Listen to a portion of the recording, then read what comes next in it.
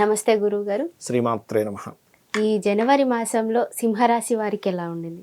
సింహరాశి వారికి ఈ మాసంలో రాజకీయంగా లేదా సొసైటీలో చాలా పలుకుబడి పవర్ ఉన్నటువంటి వ్యక్తులతో ఫ్రెండ్షిప్ ఏర్పడుతుంది. కాకపోతే సింహరాశి వారికి కుటుంబ స్థానంలో కేతు గ్రహం ఉంది కాబట్టి అది ధనస్థానం కూడా అవుతుంది కాబట్టి వీళ్ళ మనీ ఏదైనా సరే కొంతవరకు స్ట్రక్ అవ్వడం ఆగడం అనేటువంటిది స్పష్టంగా చూపిస్తుంది. ఏదైనా ఒక కారణాల చేత స్ట్రక్ అవుతూ ఉంటుంది. అయితే ఇక్కడ సిబ్లింగ్స్ వల్ల కొంతవరకు సహకారము, మీరు సొంతంగా కష్టపడి లేదా ఒక బిజినెస్ చేసి ధనం సంపాదించుకొని దాని ద్వారా మీదైనా భూమి గృహము పొందడము లేదా వాహనం పొందడం అనేటువంటిది ఈ మాసంలో ఎక్కువగా చూపిస్తున్నాయి. కాకపోతే కాస్త ఫ్రెండ్స్తో చిన్న చిన్న ఈగో క్లాషెస్ వస్తాయి. అదేవిధంగా కొంతవరకు సంతానం మన మాట వినట్లేదు, సంతానాన్ని ఎలాగైనా సరే దీంట్లో పెట్టాలి, అనవసరమైన అలవాట్లకు వెళ్ళిపోతున్నారు అనేటువంటి భావన కలిగి వీరు ప్రత్యేకంగా కొంత దాని మీద కాన్సన్ట్రేషన్ చేస్తారు. అందులో ఎటువంటి సందేహం లేదు.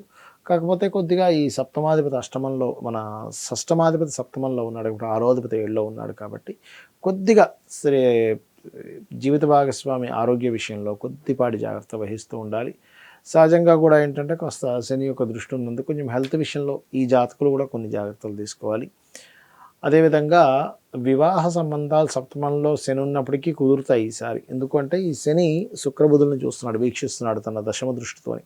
కాబట్టి వివాహ సంబంధించిన విషయాలు ఖచ్చితంగా కుదురుతాయి, అందులో ఎటువంటి సందేహం లేదు. అయితే ఇక్కడ ఈ మాసంలో చేసేటువంటి ఇన్వెస్ట్మెంట్స్, ఎందుకంటే వీళ్ళకి ఒక 4-5 నెలల వరకు కంటిన్యూస్గా ఇన్వెస్ట్మెంట్స్ విషయంలో చాలా బాగుంది. కాకపోతే అష్టమంలో రాహు ఉన్నందుకు, ఈ యొక్క కుజుడి యొక్క దృష్టి అష్టమంలో ఉన్నందుకు పర్టికులర్గా వాహనాల మీద వెళ్ళేటప్పుడు లేదా యాన్సిస్టర్స్ ప్రాపర్టీ పూర్వీకుల ఆస్తులకు సంబంధించిన విషయంలో కానీ ఏదైనా రీసెర్చెస్ చేసేటప్పుడు ఇటువంటి సందర్భంలో కాస్త జాగ్రత్తగా ఉండాలి, ఇది గుర్తుపెట్టుకోండి.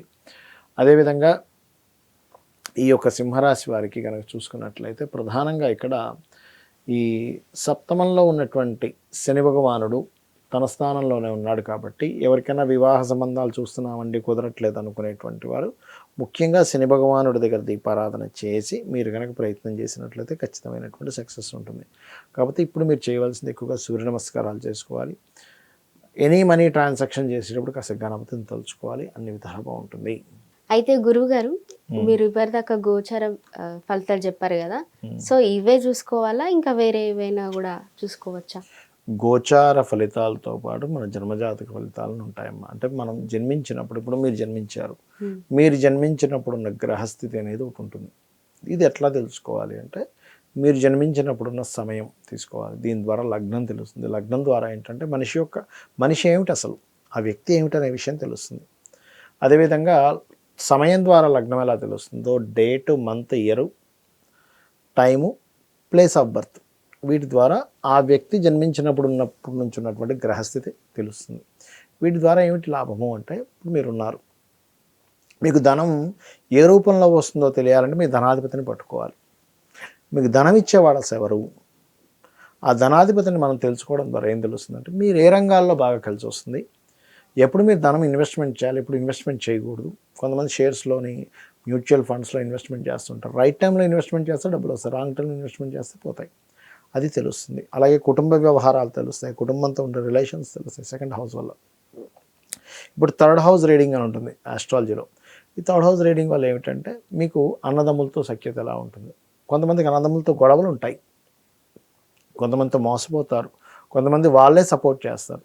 అది మీరు తెలుసుకున్నారనుకోండి, ఓకే నేను అన్నదమ్ములతో వెళ్తే ఇబ్బంది అవుతుంది, అలాంటప్పుడు ఏదైనా బిజినెస్ అనుకుంటే వెళ్ళరు. అలాంటప్పుడు ఎందుకు గొడవలు వస్తాయని తెలిసింది, దూరంగా ఉంటారు.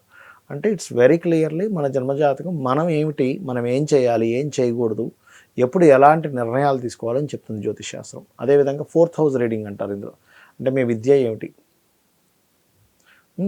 అదేవిధంగా ఇందాక నేను మీకు మీ జాతకం చూసాను, ఏమంటే మీకు ఎడ్యుకేషన్ బ్రేక్ అయిందమ్మా అన్నాను లేదా, మీరు చెప్పారు, మీరు నాకు చెప్పలేదు, ఫస్ట్ టైం చూడడం అన్నాను లేదా, అట్లా తెలుస్తుంది అనమాట. అట్లాగే రెండవది ఏంటంటే ఇక్కడ మనిషి యొక్క తత్వం ఏమిటి, ఇది లగ్నం బట్టి ఎలా తెలుస్తుందో మనిషి యొక్క మానసిక తత్వం ఏంటి, మానసిక స్థితి ఏంటి, 4వ భావం బట్టి తెలుస్తుంది. తల్లిదండ్రులకు ఎట్లా ఉంటుంది. అదేవిధంగా ఒకవేళ మీరు గృహం కొనుక్కుంటే ఎప్పుడు కొనుక్కుంటే మంచి, చాలామంది తెలియక రాంగ్ టైంలో కొనుక్కుంటారు. రాంగ్ టైంలో కొనుక్కోవడం వల్ల ఇబ్బంది పడతారు.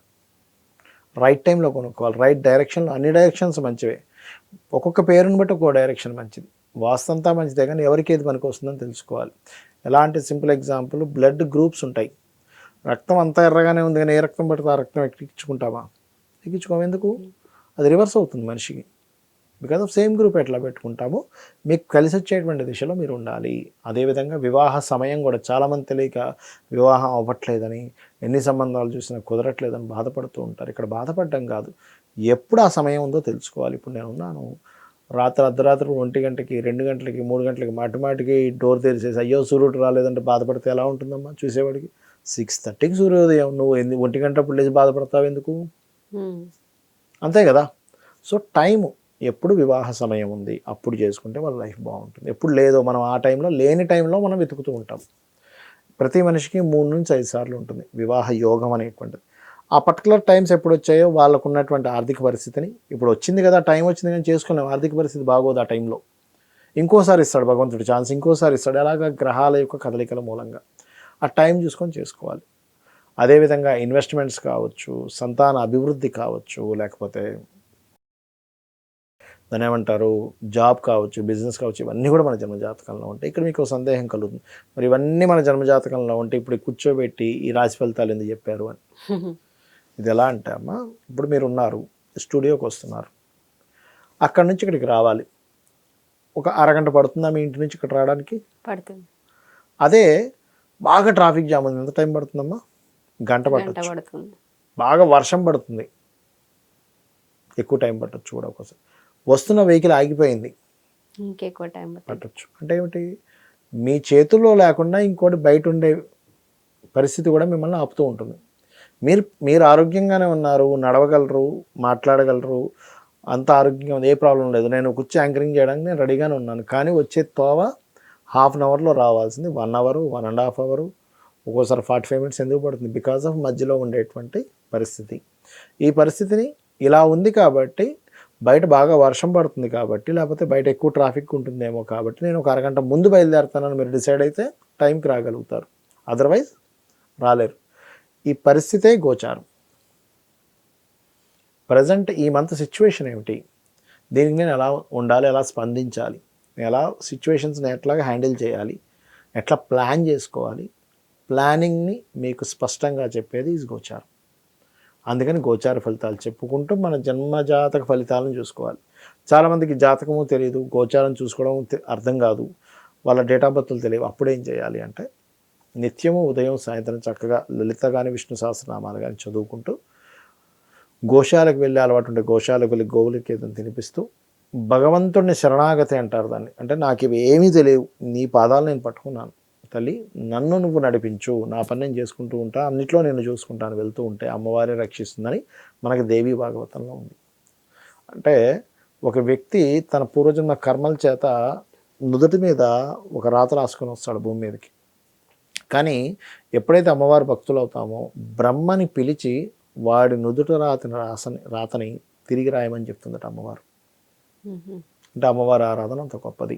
కాబట్టి ఫైనల్గా మనం ఏం చేసినా అమ్మవారి ఆరాధన చేసుకుంటూ మన పని మన ప్రయత్నం చేసుకుంటూ వెళ్ళిపోతుండాలి, ఆగిపోకూడదు ఎక్కడా కూడా. గమ్యం ఎప్పుడు చేరుతామంటే నడుస్తూ ఉంటేనే చేరుతాం, ఆగిపోతే చేరం అనేది అర్థం చేసుకోవాలి. మీ సమయాన్ని కేటాయించి చాలా చక్కగా తెలియజేశారు. ధన్యవాదాలు గురుగారు. శ్రీమాత్రే నమః.